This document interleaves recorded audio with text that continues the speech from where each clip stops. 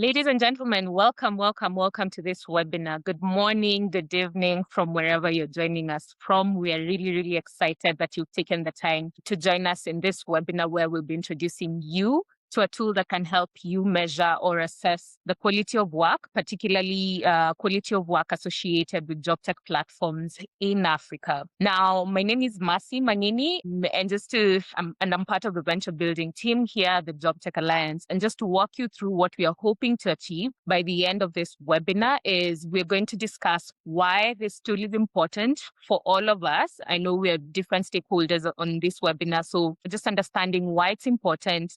We're going to introduce the tool to you. And as part of what we did with this tool, we did pilot it with a couple of platforms. So sharing with you some of the findings or responses from those platforms.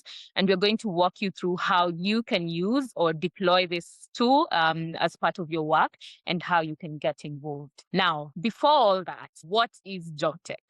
Now, Jobtech basically is platforms through which people can use to earn money online. And as a Jobtech Alliance, we did design a vast taxonomy that sort of helps us categorize, job tech platforms in different categories and subcategories. And my colleagues will be sharing with you that taxonomy shortly. But for the purposes of this webinar, it's important to note that this tool would mainly be focused on two categories of job tech. That's platforms for offline work and platforms for digitally delivered work. So you can feel free to look at that taxonomy and familiarize yourself more and more with what job tech is. But we as the Jobtech Alliance, we are building an ecosystem around inclusive job tech in Africa. And you may be asking yourself, what exactly does that mean? So that means we want to make job tech more viable and scalable. That means, having sustainable models that are able to reach large amounts of young people and women. We want to make job tech more inclusive. That means reaching the most vulnerable and traditionally excluded groups. And we want to make job tech impactful. That means enhancing incomes, work security, and meaningfulness of work. Now, we as the Jobtech Alliance care about impact on three levels. The first is the individual or the user level. And we do this through helping different platforms to increase access of services for the users or individuals, to increase their employability and increase the quality of work. The second level of impact is impact at a business level, where we support different platforms to enhance their viability and their scale. And consequently, these platforms are then able to, increase the job outcomes for different users or individuals. And lastly, we do care about impact at the ecosystem level, where we're building a community of different stakeholders, such as yourselves, who are able to help us agenda set for the job tech sector. But over and above that, we are building a supportive, enabling environment. And as part of our work in achieving this objective, we have this, our webinar, we're introducing the tool to you. So I'm joined by three speakers who would be walking you through different facets of our agenda. We have Camille, who's part of the results and data team at CFYE, the Challenge Fund for Youth Employment. We have Matthew or Matt, who's an advisor to the ILO's System of Change Initiative, and Jasleen, who's a senior associate with the 60 Decibels, and all of them would be walking us through different facets of this tool. So now let's get to the exciting stuff. So why is this tool really important, and why should we care about it? But before we dive into it, I want to curious to hear from some of you. To what extent do you think job tech platforms offer quality work compared to the alternative employment opportunities? So my colleagues will be launching a poll shortly where you can give us your feedback around, do you think it's much worse? Do you think it's the same? Do you think it's better? Do you have? The poll is launched and we have half of the responses. Thank you. 50% said better, 25% said worse, 2% said the same, 3% said much better. And just to, sort of zero in on the people that said it's worse or much worse, I am not really surprised by your responses, actually, because I know some of us are anchoring our responses based on what we know from the formal sector. However, it's important for us to, understand the job tech platforms, particularly the users of the individuals, tend to interact interact with, users that are coming from the informal sector into the job tech space. So it's really important for us to understand this tool from a user's perspective. So I'll invite Camille to walk us through why this tool is important. Thank you. So it's like Mercy already said, my name is Camille and I work for the Challenge Fund for Youth Employment.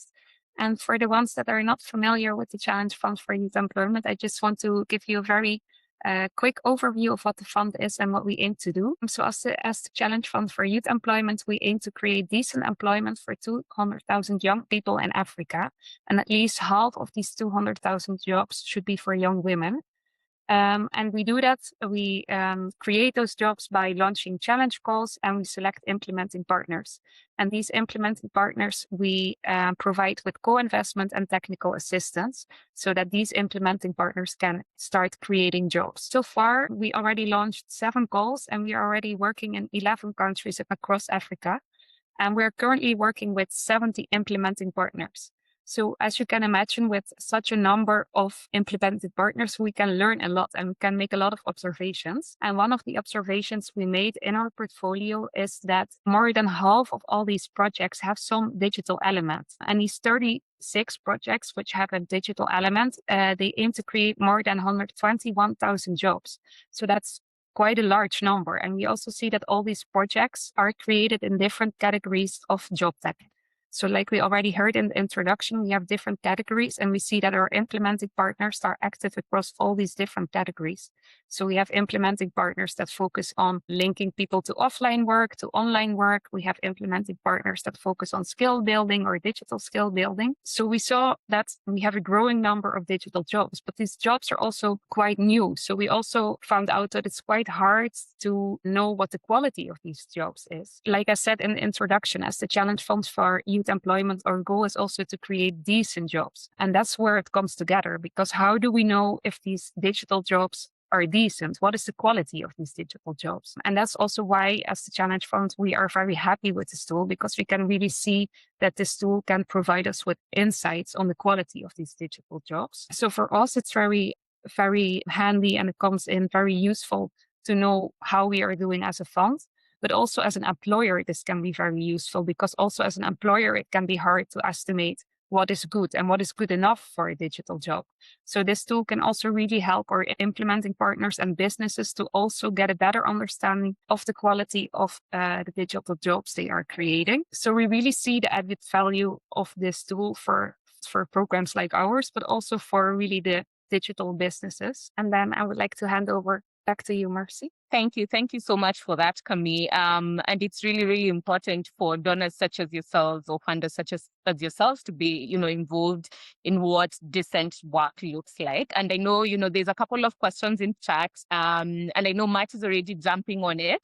But that's really the meat of all this, where we're going to introduce the tool to you. But before we do that, recently we as a Jobtech Alliance held or hosted a webinar where Dr. Julie Zollman was sort of disseminating her research around, what does quality of work look like, particularly for Uber drivers in Kenya. So for those of us who attended the webinar, some of those interesting responses or findings from that research. But I'm curious to hear from all of us what you think best summarizes the findings from that research. Do you think Uber drivers said their incomes are bad, dignity bad, incomes are good, dignity bad? What do you think were some of those findings? I see most of us are leaning towards incomes good, dignity bad. All right. So it's a really a toe-to-toe between incomes are good and dignity is bad, and incomes are bad and dignity is good. All right. So I think the winner is incomes are good and dignity are bad. So it's really interesting to hear some of your views. The finding from her research was, whereas Uber drivers would, particularly those that have credit or loans that they're servicing, would generally respond that their incomes are bad. What was surprising is that some of them, scored the dignity much higher than was expected, which is why it's really important to understand this tool from a user's perspective. So I'll just invite Matt to come on to walk us through, what is this tool and how does it look like, Matt? Thanks very much, Mercy. So let me first walk you through the process of how the ILO CFYE and the Jobtech Alliance, together with our friends at 60 Decibels, developed this quality job tech survey tool. So that's the first thing to say is, for starters, that we recognize there is a vast amount of work that's already been done on understanding labor market outcomes in the gig economy. That's come from academics, researchers, policymakers, NGOs, and many others. So we didn't want to replicate that, but really build on it with a focus on a kind of practical, boots on the ground emphasis on how that body of knowledge could be turned into a tool for our primary user group. And that user group really being ecosystem actors in the job tech space, such as donor programs, foundations, accelerators, capacity builders looking to enhance worker well-being. So what do we want the tool to do for them? Well, three things. First, to make it easier to listen to the lived experience of workers engaging with job tech platforms. So it's not really necessarily to understand the platform practices themselves per se, but the impact of those practices on worker well-being. Second, really to learn and to see the tool as a synthesis and a compilation of tried and tested questions that organizations can use, pretty much off the shelf if they want to, as part of their monitoring and impact measurement activities. And third, really to make sure this tool struck kind of the right balance between being insightful, but also lean and therefore cost effective and low burden to deploy. So on the next slide, we can see the process we went through. It really started with aligning on two dimensions, kind of figuring out what specific job quality topics we should focus on.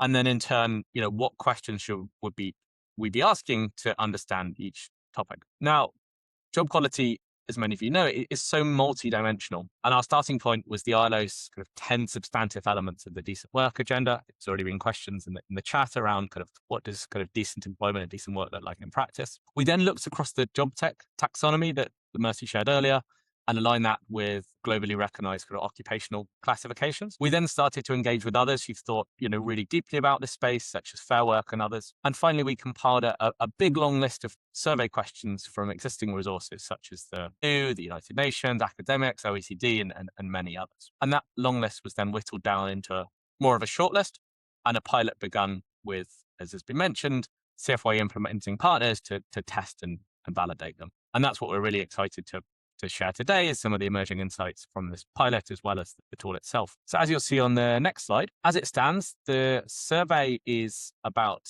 exactly now 30 questions long. It covers these 10 core topics on the right, grouped by these themes on the left. And very soon, in fact, it's happened already, we've just put the link to the actual survey and set of 30 questions and response options in the chat. It's a Google Doc.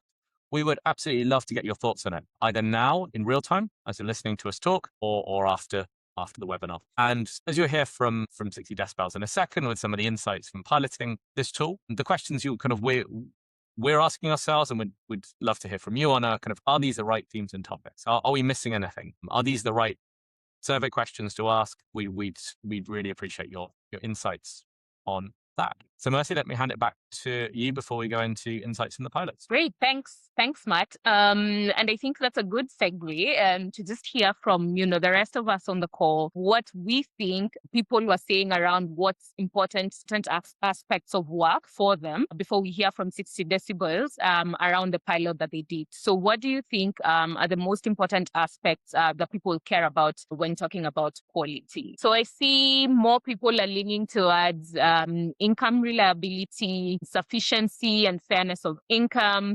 This is to say, it could cut across all, but it's lovely, or it would be lovely to hear from Jasleen, based on the pilot that you conducted. What are some of those important aspects that people cared about? Jasleen? Yes. Thanks, Mercy. Hi, everyone. Just by way of introduction, my name is Jasleen Kaur, and I work with the India team of 60 Decibels. To kick things off, I'm happy to quickly share a little bit about who we are at 60 Decibels and just what it is that we do, how we conduct our research. 60 Decibels is a social impact measurement company. We're working, in over 80 countries across multiple sectors, and our mission is to really listen to the end beneficiaries in their own voice about their lived experience, as Matt was mentioning. To understand how they've experienced a job, a product, an intervention, anything. And the way we're able to do that is by conducting phone survey interviews with end respondents, which helps us collect high quality data directly from them, which we're then able to synthesize into findings to share with important stakeholders like all of you here today. And, our hope is really to inform decision making. And since we've been doing this for a while now, we're also able to benchmark results from any study that we do, which can help understand how results from one study compares to sort of similar studies in the same space and context. So, with this initiative, we hope to be able to do the same for this space as well. Now, zooming a little bit into our ongoing research. So, our ongoing research with our lovely partners here at the ILO, CFYE, and Jobtech Alliance, we're conducting an impact assessment study with job holders in the digital economy who are working with job tech platforms to understand what their experience is with these platforms, the impact on their lives, and really the quality of jobs that they're able to access in this space. So keeping this objective in mind, what we did is we conducted 255 phone interviews earlier this month with employees who are working with a job tech platform in Nigeria. The interviews were conducted by researchers who've been trained by 60 Decibels in our research methodology, and they're very much based out of Nigeria, where the respondents are also based out of. And all of these interviews were conducted in English. And on average, each interview took about 20 to 25 minutes. Before diving into the findings themselves, I just want to mention these are mostly preliminary findings that we're able to present today because we continue to analyze the data as we speak. So the idea really is to give you a sneak peek into the kind of data and findings you could expect to collect from this tool that we're introducing to all of you today. I would love to take a minute to read this one quote from 24-year-old woman that we spoke with. So let's read it together. This person says, "My life has improved greatly because I am established and independent now. Before, I used to live off my parents and I would have to do what they say. But now I'm independent and I can make my own decisions. Also, when things were really hard some weeks ago, the platform helped by giving us some extra stipend to support us." So I truly think that there's no better way to sort of introduce our ongoing research, considering listening to these human voices is really at the core of what we do and what we want to continue doing. So while we did collect a lot of such qualitative data in the study, I'll be presenting findings from mostly the closed-ended questions today. Given that we're still in the pilot phase, we're experimenting with a mix of open and closed-ended questions. Like Matt said, we'd welcome any and all feedback that all of you may have about, which survey questions you think would be best suited for this space. So let's start with understanding a little bit about who we spoke with. We spoke with an even split of men and women, and our average respondent is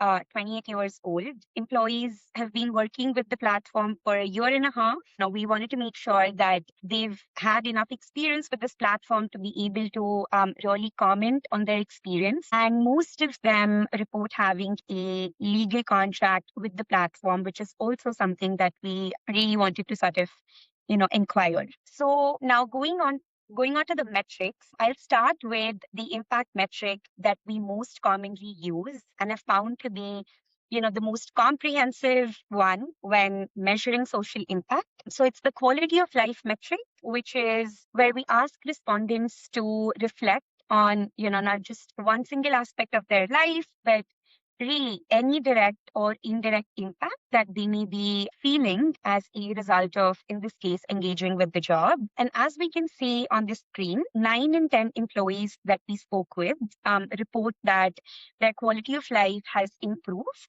to at least some extent because of working with the platform.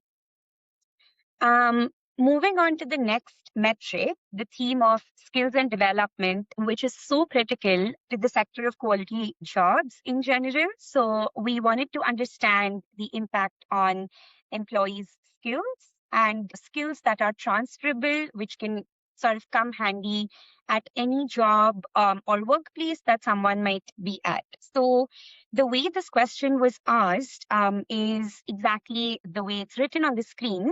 So we asked respondents to what extent they agree or disagree with the following statement. And the statement reads, since I started working with the platform, I've learned skills that have helped me grow, develop, and get a better job in the future. Most workers agree that they've been able to pick up at least some transferable skills, with 2/3 of them, so that's the dark blue segment here, strongly agreeing to this statement. I think this is really encouraging to see, especially in the context of platform economy, considering, how a more diverse skill set typically helps individuals, to be able to take up more work and by extension sort of earn better and more consistently. Speaking of income, we asked respondents a bunch of questions around this theme as well, aims to understand how employees perceive their pay and benefits that they're receiving from the platform, how fair do they feel these are for them. So roughly 3 in 4 respondents describe their pay and benefits to be very fair or fair. And then another question that we were really interested in exploring was to understand variation in the income of these employees, considering, one of the key aspects of insecure work is that the work that someone can get and by extension, the income can vary significantly than being consistent, which a traditional job typically offers. So in this case, as you can see on the right side of the screen, we see that roughly 3 in 4 employees report that their income does not vary month to month.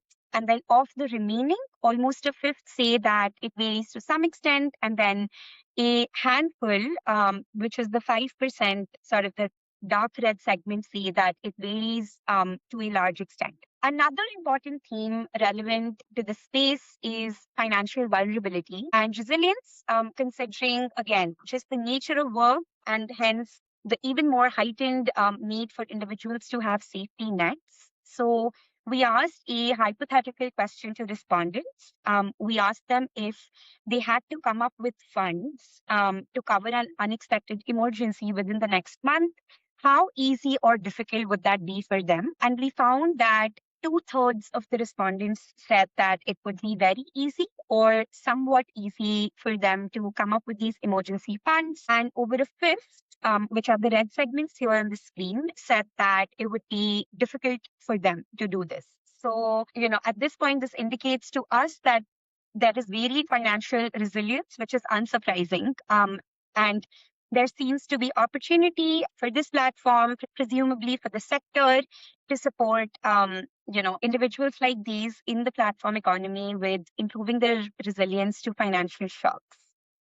In the remaining just last few minutes, I'll share some findings tied to the theme of working conditions. So we see 2 metrics. The first one aims to understand how employees feel about having the tools and resources that they need to do their work right. And as we can see, most of them seem to be agreeing and they feel that, yes, they have the tools and resources that they need to do their work right. And the next metric is working hours on the right side. So while it's interesting to ask about average number of hours that someone puts in at work, here we did a bit of a deep dive and we wanted to unpack how often someone is working longer hours in a day, in any given month, considering the erratic nature of work in this space. So it's encouraging to see that employees working with this platform are saying that they rarely or never work over 10 hours in any given day. So we'll continue to explore, this in future pilots to see if this looks different for different platforms. And lastly, the last few metrics that I would cover are on this slide. These are again tied to workplace culture, and we believe that things like safety at work, feeling respected at work, and just having mechanisms that help represent employee voices are really important elements contributing and building the culture of any workplace. So, this is great news to see these like really high numbers, considering I think all of us can agree how we spend the majority of our waking hours at work. So it helps in having work environments that feel conducive in all ways. With that, I have come to the end of my presentation. To round this up, I think I'm just going to echo what Matt said earlier. We're thrilled to be able to, do this. We're learning lots about the platform economy and very much looking forward to feedback from all of you just to be able to continue collecting data that feels valuable to the sector. Thank you. And I'm going to pass it back to Marcy. We're all looking forward to receiving, the final outcome from that continued pilot. Now, but at this point, I'd want to, pull in Matt again to walk us through or speak about how this tool can then be deployed by different actors, such as yourselves. So, Matt, go for it. Thanks, Mercy. So there's a few different ways to use this tool, or at least a few different ways that we've thought about. First of all, it can be used as a kind of a little bit like what Jasleen was describing there, a standalone instrument, which could either be a kind of one-off or repeated, that an interested party, say a project or an investor, uses to work with a Jobtech platform to deploy, and often bringing in an outside organization like 60 Decibels to kind of administer and run the survey. This can be digitally enabled, but questions as well, I kind of encourage you to think around, a survey ultimately is a set of questions. Those set of questions could be the source of inspiration for in-person interactions with workers, whether that's a key informant interview or a focus group discussion. So one of our ideas is that, yes, this is a tool that primarily has in mind deployment as a survey, but also can be used as the inspiration for a wide variety of interactions with workers to understand outcomes in the job tech space. The tool can also be used in a kind of embedded way, embedded into platforms themselves. And this is something we haven't tested yet as part of the pilots, but something we're interested in thinking about next. In a way, this is, Jobtech Platforms is the kind of the owner of the survey, and it will help them not just understand worker feedback on things like job satisfaction, but also outcomes associated with engaging with that platform. And that can be deployed potentially on a kind of more real-time pulse basis and integrated into existing tech platforms and methods of engaging and interacting with workers. And so for this, as you see on the right-hand side, we've kind of invented a new word, super lean, probably thinking that hypothesis that a 30-question survey might be a bit long to deploy on that embedded basis. What does a kind of an even more lean 10-question survey look like? Because anything longer than this potentially might make it difficult for the platforms themselves to administer, for example, in a web survey. I think one important thing here on the difference between the one tool, different approaches, is that I think a paramount concern always should be and has to be protecting workers. So it's not always, I think, appropriate for platforms to directly ask some of these questions to workers on their platform themselves, and probably not all questions will be suitable to ask. Think about kind of sensitive topics, or especially the case where it's the platform practices themselves that are causing harm, and workers won't be able to respond potentially freely and may even fear retribution for their responses. So I think as kind of good practice and guidance, we really would, however it's deployed, encourage users of the tool to follow what's known as the WEST principles, which are really a set of guidelines that were developed collaboratively to maximize the impact of technology-driven efforts to understand and engage workers, primarily in global supply chains, but has much broader applicability to the job tech space as well. Right? I think one of the really interesting things we're doing now, reflecting on not just kind of what questions to ask and what data to collect, but what does that tell us? And Jasleen's given us some great sneak peek into some of the insights already. But I think the perennial challenge is kind of what does good look like in this space, and how to interpret, what people are saying. Because the whole idea of the survey, just to recap at the beginning, was to capture this more subjective, individual experience of workers engaging with job tech platforms and to understand and engage with their voice. But obviously how people, if you're thinking from a kind of subjective perspective, how people perceive work and the outcomes they're experiencing depends on how they assess jobs. And that assessment takes place against quite a number of dimensions. So if you think about someone could kind of look at assessing and their responses to this survey, what's better or worse for them depends on obviously their previous employment experiences, alternative options in the labour market available to them, their life stage they're at, as well as kind of wider cultural, societal and personal norms and expectations around, what good work looks like. So I think that makes it a real challenge to kind of have, I think that's probably the end goal and what everyone wants to work towards, kind of a set of benchmarks, as Jasleen was mentioning, for what good looks like, or other more quantitative methods of separating good from bad. But it's going to take a lot of time to develop the data that's needed to arrive at those benchmarks. So the approach we're going down at the moment, I would love to get your feedback on, to try and unpack all of this into kind of what good looks like, is actually adapting an approach that some of you might be familiar with being used by the Lords Foundation, and it's called rubrics, which are basically shared language for describing and qualitatively rather than quantitatively assessing what good looks like. So this is a scale, and the idea is for each of the topics that we've been talking about before, whether it's kind of income, team conditions, or job security, to have a best fit based on the survey responses, as well as triangulating other primary and secondary data as to whether a specific job quality topic is being experienced is kind of along the scale from harmful to survivable to thrivable for workers. Again, these rubrics are on the Google Doc that's been shared. We would love to get your feedback on those, both on the rubrics, but also on other ideas and potential ways to understand what good looks like from a very bottom-up worker perspective. So let me pause there and hand back to Marcy. Thank you so much, Matt. Again, thank you for that.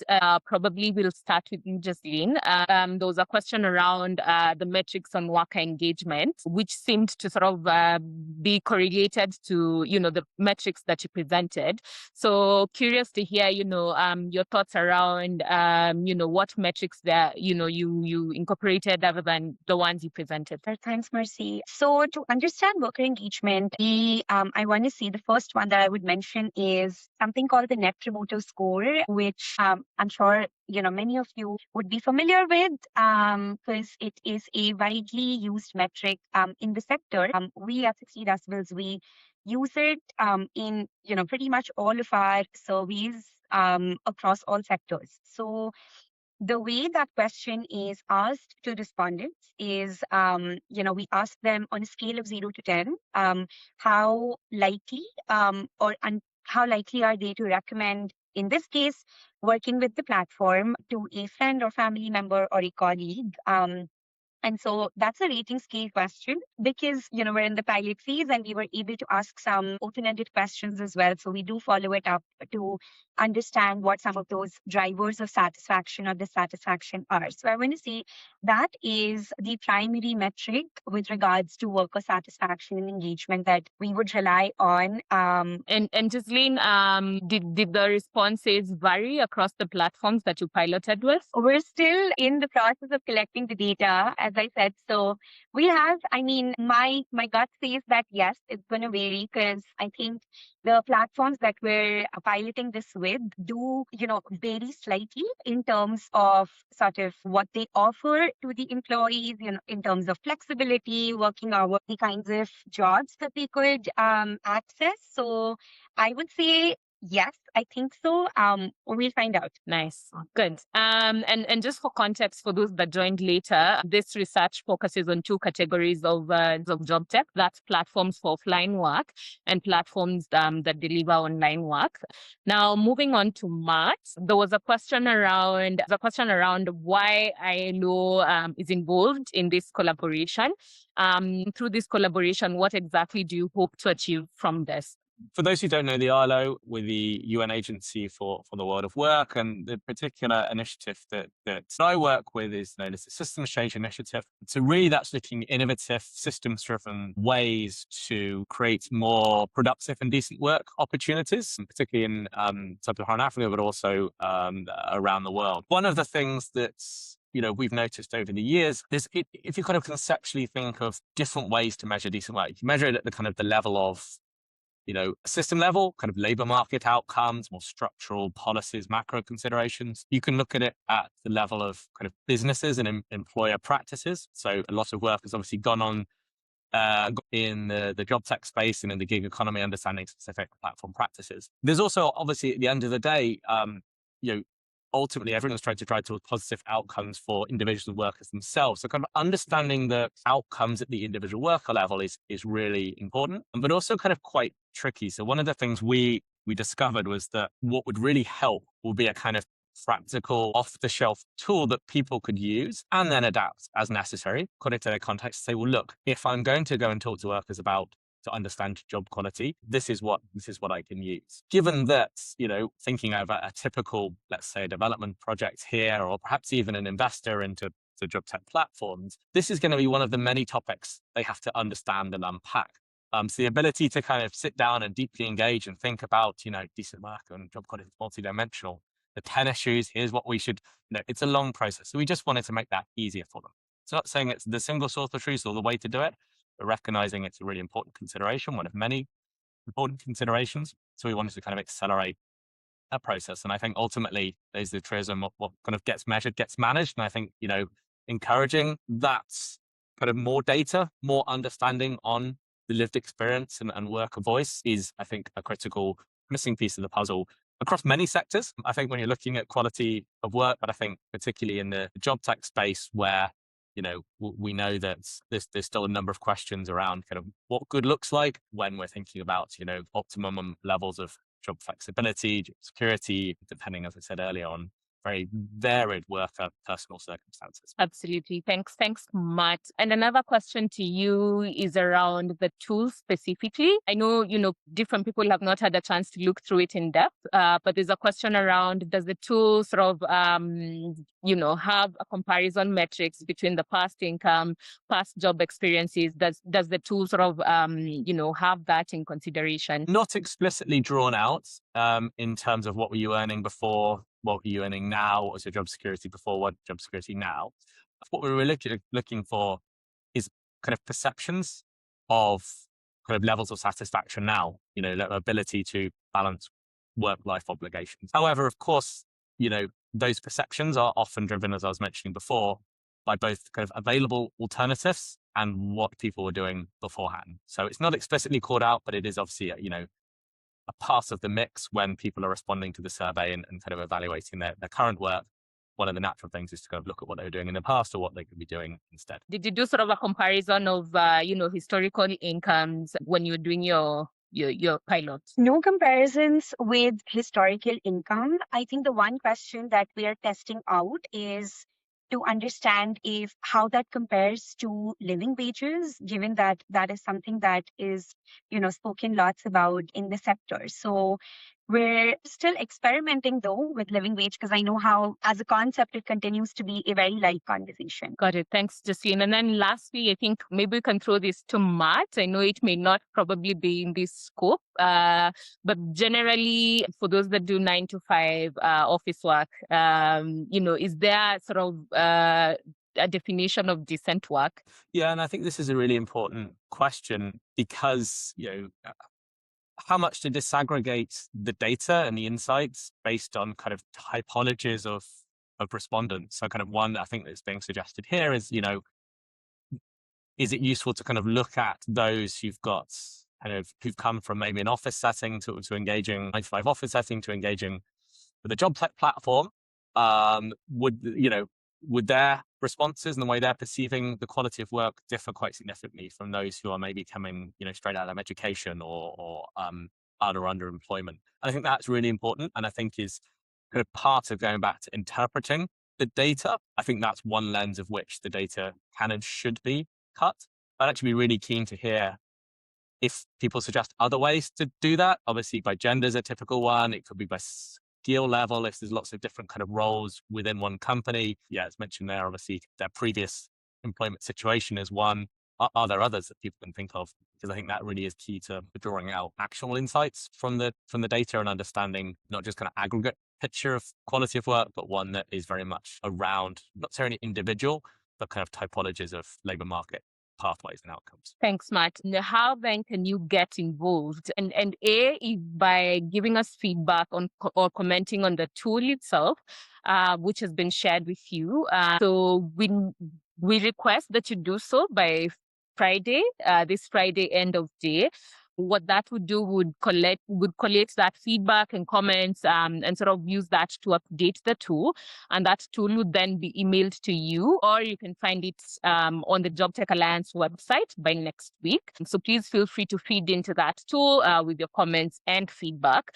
And if you're interested to, deploy this tool, or if you have any further questions that you feel have not necessarily been answered through this session, please feel free to email us directly and we can can sort of provide you support in how you can deploy this tool better. Now, other ways in which you can plug in is you can plug in through the Jobtech Alliance community by joining the Jobtech Alliance community. And you can find that link on our website, which is the jobtechalliance.com. Please feel free to sign up. You can receive sort of monthly newsletters around such interesting stuff like this. So please feel free to do so. But you can also follow us on our social media platforms where we keep you updated with what's going on around the job tech space. So again, just to summarize, we'll collate your feedback and share that updated tool with all of you who joined the call, and it would also be available on our website. I think with that said, thank you so much for now. Please keep, interacting with us, keep asking questions, keep providing feedback.